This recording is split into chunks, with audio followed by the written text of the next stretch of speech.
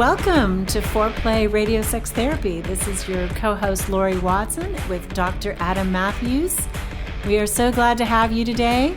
You can find us on foreplayrst.com, and we answer questions, and we'd love to have your feedback about what you want us to talk about. And we are really here to help couples keep it hot. So, Adam, today we're going to talk about Beyonce's Lemonade. And there is probably nothing hotter right now that people Beyonce. are talking about than Beyonce. That's right. Keeping it hot with Beyonce. Yeah, exactly. She just continues to give us albums unexpectedly. And this one seems to have caught a lot of people off guard. And I don't know that I'm an expert on Beyonce, but reading through some of this stuff, I think it's pretty relevant to our topic, what we talk about. Yeah, absolutely. Yeah, exactly. Oh, and I know. And it couldn't have come from somebody who, had more delivery, both in terms of her anguish that she expresses and then her hope that she offers, I think. I mean, it's an amazing self-revelation, I think, from a pop star. Well, and I think I've heard many young women relating to it. I think that's she represents, or is at least becoming to represent, femininity, womanhood, a powerful example of that. Absolutely. And I think the question that a lot of people are asking is, if Beyonce and Jay-Z are having problems, what does that mean for my relationship too? That's true. And I think that's one of the main questions I hear from women is, this sense of maybe it happened to me because I'm inadequate. But now people are saying, look, if it can happen to Beyonce. That's right.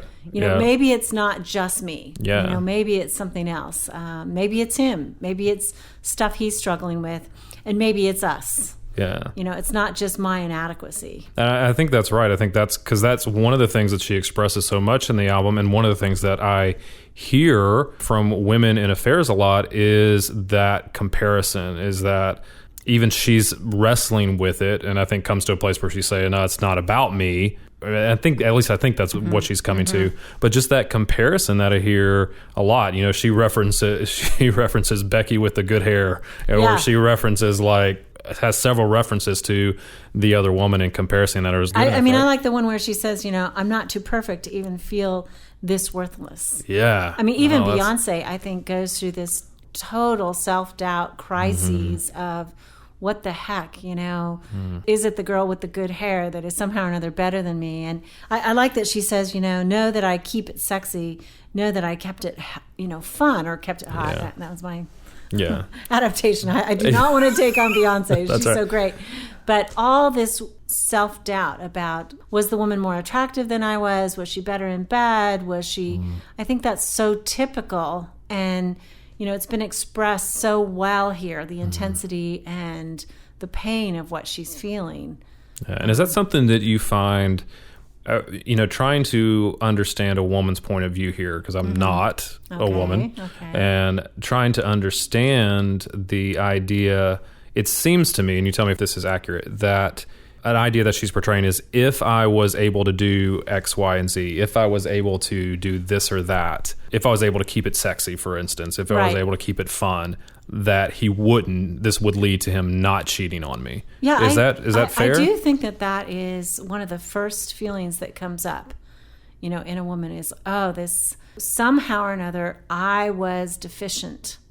And I think certainly in men as well, because obviously women cheat too, and women have affairs. And so I don't know that that's the first thought that men have is, was I deficient? Was I not good in bed? I think it is part of it that they go through, but not necessarily. Yeah, I'm not sure that that's the first one. That probably is someone that gets there, is that comparison. But it seems like that's what I hear a lot. One of the first ones I hear a lot from women. And you said, the intensity of this reaction. Do you feel like your male patients are more practical when they hear about this, or how does it differ? Yeah, when they hear about their partner cheating, their partner having had an affair. Everybody's different, of course, but I think the one that I hear a lot is it's more of a practical, let's fix it. How do we fix it and move? And that's what I hear from the men that cheat too, when they're trying to fix it. They go into problem solving. They go into problem solving mode. Before there's this dealing with the betrayal, with the feelings that have happened, with her feelings of him having stepped out of the relationship. Yeah, I agree. I mean, there's always a speeding up process. I think that the person who had the affair wants it to be done, and let's fix the reason that I had the affair, which was the marital problems or whatever. One of the things Beyonce references is this sense that there's all this attention that Jay-Z gets, right? You know, people are telling him this and that. And I think that it's hard to overestimate the power of attention and sexual excitement that is born in an affair. You know, that kind of, it's so exciting. Obviously in their industry, there's even more attention and fawning and stuff that is not based on the real person, but based on an image of the real person. The image of who they are. So, I mean, it's certainly a difficult industry to stay faithful, as we see. But that seems to me to even happen in non-famous relationships. You know, that there's a sense of that there's a ego stroke or there's a attention that's paid that they're not getting in their committed relationship. And that's, like you said, the excitement, the amount of energy that's being put into that relationship, all of those things seems to give that famous sense, to build up that ego and say, you're worth it. You're worth having. You're putting these things at risk, whatever they're putting at risk. Right. And I see so much of this ego stroking that is so seductive, you know, and people, I don't know that our ordinary relationship can have that quality of stroking somebody's ego, because we know who they are, right? We know their flaws. And when we stand in front of our spouse, they know our flaws.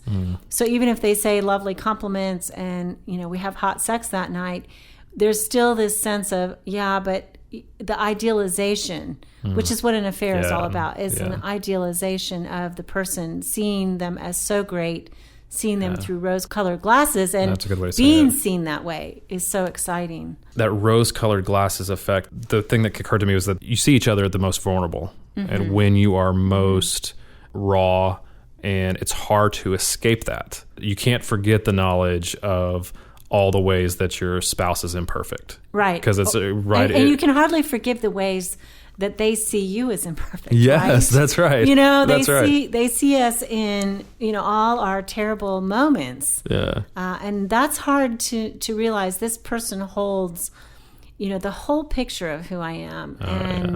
That, I think, translates into our sex life in a way that maybe sometimes it isn't as hot. You know, we hold back out of our own shame.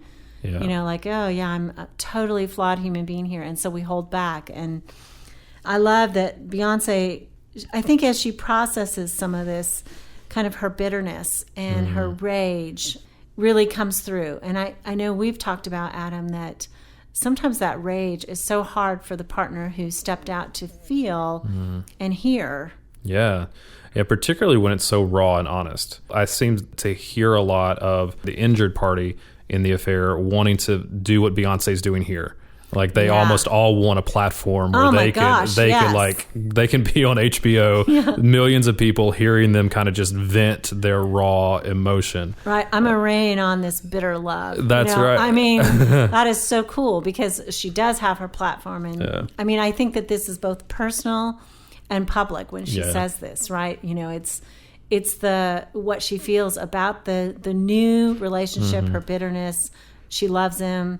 You know, and she's purposing here throughout the album we see to stay with him and make a difference, make it better. Yeah, well, even the visuals though of like her with a baseball bat, like her assembling her squad, you know, so to speak, to like her rage, her just the embodiment of it. I think in the intensity of it, I think would, you know, if I'm Jay-Z, it's hard for me to fully grasp it unless it's been done to me, like putting myself in the shoes of the amount and the intensity of it. And when we come back from the break, that's something that I'd like to discuss too, is how to help the injured parties understand that intensity and the duration of it. Because it goes on, because I think like even like her album, sitting through the whole thing of it, it's long. It's the rage goes on for a while. It doesn't subside and I think easily. I think that rage for the person who's feeling it can make you feel absolutely crazy and foreign to yourself. If that betrayal has never happened before, what you feel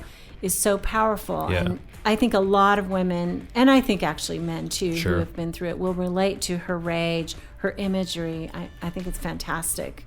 to express it. But let's come back and talk about absolutely. it some more. You're listening to Foreplay, Radio Sex Therapy with Laurie Watson, sex therapist and author of Wanting Sex Again, and Dr. Adam Matthews, couples therapist. Thanks for listening.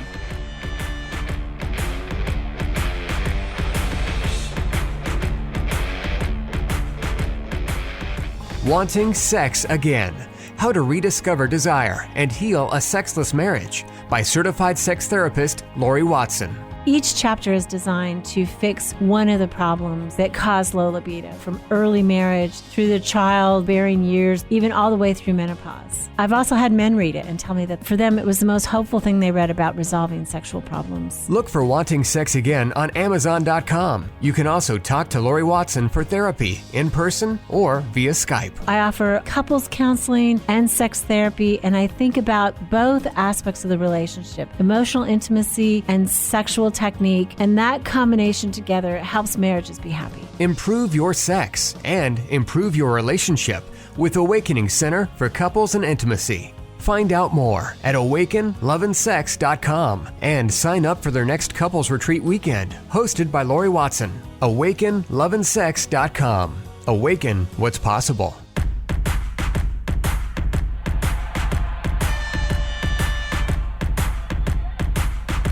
Welcome back to Foreplay Radio Sex Therapy with Laurie Watson, sex therapist and author of Wanting Sex Again. And I'm here with my co-host, Dr. Adam Matthews, couples therapist, and we are talking about Beyoncé and affairs and how her album, Lemonade, just has hit our culture, slammed it open with talk about affairs, and my patients are coming in talking about it and resonating with it, and it's really opened up, I think, a big conversation, which is good for our culture. It's probably needed. Yeah, I think so too. And we're kind of coming back to the point of this rage that she feels and how it's so ubiquitous with the experience of betrayal, and how the person who is injured expresses kind of what they're going through, the trauma of how their world is upside down. Just for the record, on my website, I advertise for people who have had affairs or who have just discovered an affair to come and get help. And one of the things I say is I know that people feel and experience that their world is absolutely turned upside down. And sometimes they're getting lost on the way to the grocery store. Their psyche is so confused by the sense that, I knew who I was because my partner loved me. And suddenly, I don't even know if I exist in the same world anymore. The world feels that different when you have thought that your partner was faithful and everything was great, and then suddenly it's not. I hear a lot from the injured partner in the affair about how almost the obsessive nature of their thoughts about the affair, like how it just continues. They can't stop thinking about the other person in the affair. They can't stop thinking about how mad they are. They can't stop. Like it goes on and on. One of the things that I think it's hard for the involved partner to understand that, but just also to persist in the continued expression of those feelings. Right. Not everybody has that outlet like Beyonce does, and not everybody that huge platform. Or to really get it out, or to just channel it in some ways. Like they don't know what to do with it, so it just comes out all over their partner in a lot of different ways. And I think that's just not just the initial onslaught. I think everybody expects the initial blow up or the initial emotional expression, but just as it continues, and it persists. If trying to understand that, I think, is difficult. I think it's a clinical problem for us as therapists, right? Yeah, absolutely. Sometimes we know that in, stage one, kind of the trauma of the revelation of the affair, that we know and expect the injured party to be very, very emotional. But sometimes it's prolonged. And the question becomes, how long is long enough to keep expressing this rage and obsession? And when will they start to get over it so that they really can move through? And I would say there's two parts to that second stage, that there does need to be a full expression of rage, that somehow or another, if the therapist can validate their rage and can help them feel heard and model for their partner that this doesn't blow us over, right?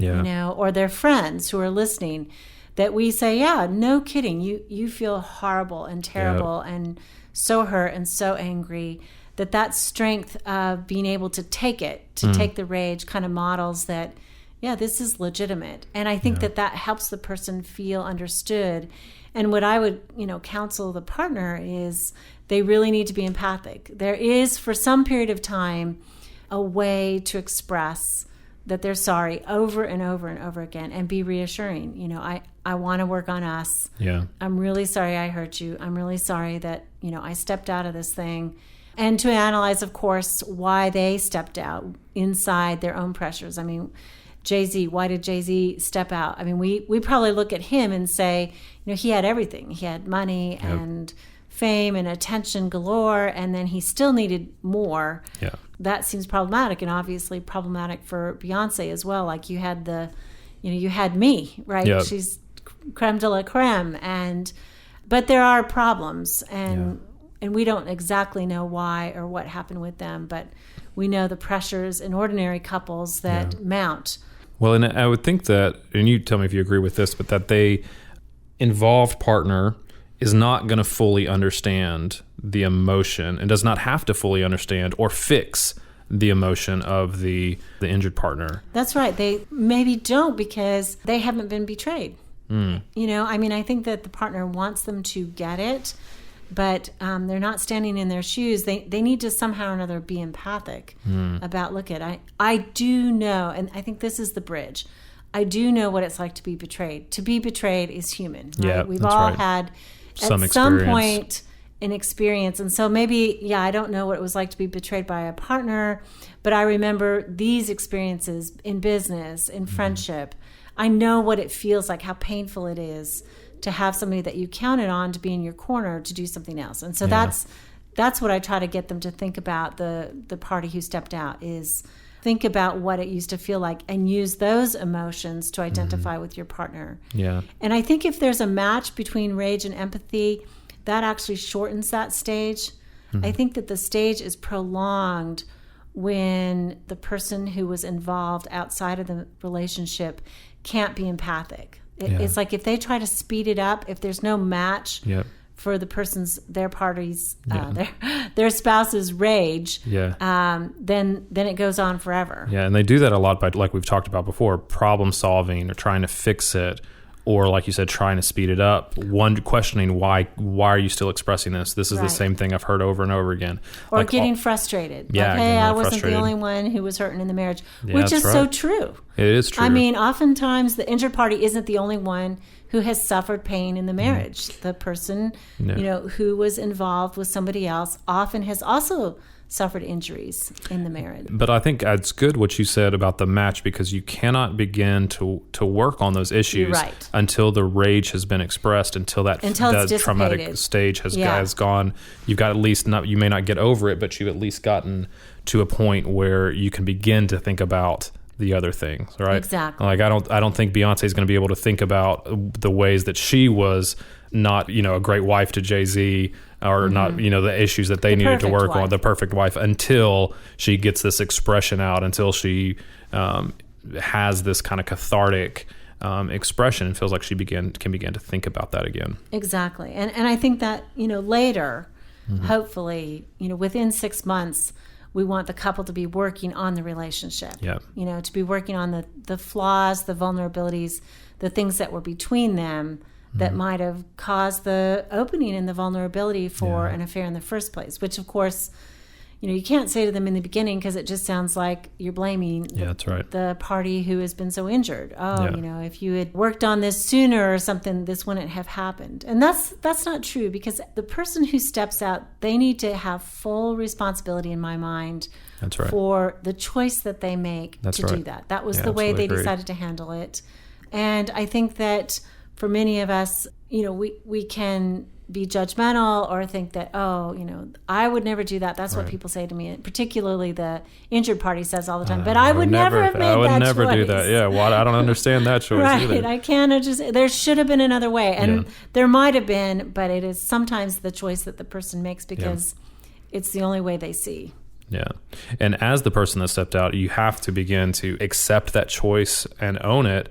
And I think one of the things is, like, you cannot say you're sorry enough. Like you can't saying you're sorry and then reaffirming your commitment to the relationship. I hear a lot of people who said, well, I've already apologized. Well, that should be enough. Well, like you said, the match has to be there. And so when that expression is there, the only response for Jay-Z in this moment when Lemonade comes out is, I'm sorry. I'm sorry. I'm sorry. Right. Like, I mean, that's the response that has to be there to give her an opportunity, or to give, in cases of couples that we see, to give the injured party the best opportunity to be able to stay in the relationship. You can't stay in the relationship without that ownership, without that saying, I made this choice and I'm sorry that I did it, and I want to go forward and be committed to the relationship. Right. I think one of the things she says that resonated with me from what I've heard with my patients is, she says, I needed freedom too. Yeah. I think that's another part of the injury. It's like, wait, marriage is difficult. There are confinements for all of us. What about me? The person who says, you were off having this glorious affair, now you want to come back and work on the marriage. But it's like, you went to the circus and went to Europe and had this fabulous experience, and now you want to work with me on the drudgery at home. But what about me? I didn't get to go to the circus or go to Europe. And there's all kinds of ways that I think people are injured by affairs. It's not just the sexual betrayal. That's right.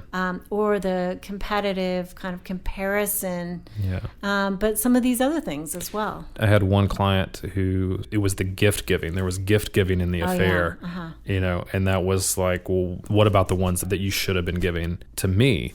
And I think that like, there's things like that happen. Like you're exactly right, over and over again, of these small ways that don't end up even being about the sex.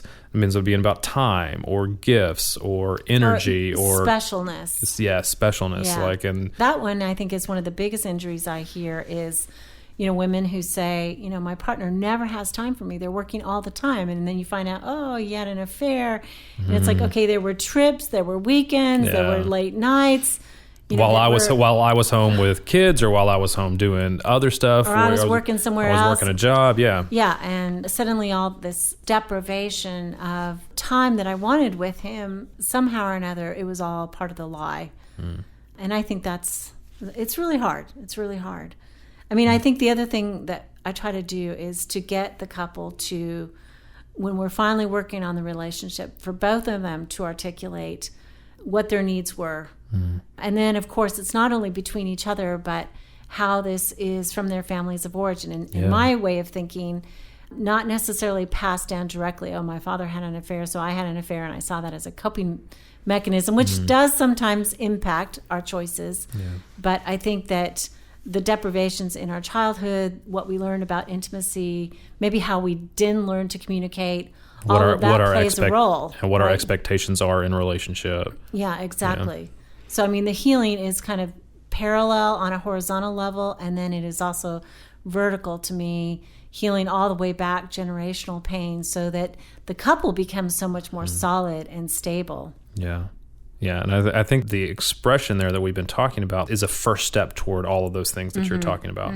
It's a necessary first step, and I think if we see something like Beyonce's expression here as abnormal or as over the top or anything like that, we're missing a crucial step to be able to begin to repair relationships. Right? It's not small. The injury is not small. And so the expression of the hurt has to match that. It's not a small thing. And to begin to examine those things, to begin even to be willing to examine family of origin issues, for instance, or begin to examine like those repairs, I think that we have to find a way for the injured partner to give voice to these issues. Like I think you're right. And we're really talking about a particular stage in affair recovery, I think, as we focus on Beyonce's album. I mean, even though she too goes through, maybe to full recovery, I mean, I think her angst and anger and voice are so powerful, because that is where people get stuck. And she's just done a fabulous job. She is Beyonce, and